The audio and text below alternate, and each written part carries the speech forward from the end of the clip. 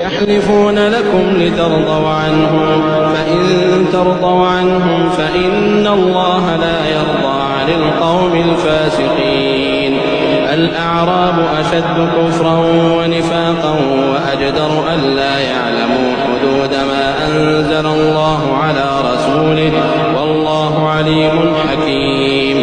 ومن الأعراب من يتخذ ما ينفق مغرما ويتربص بكم الدوائر، عليهم دائرة السوء والله سميع عليم.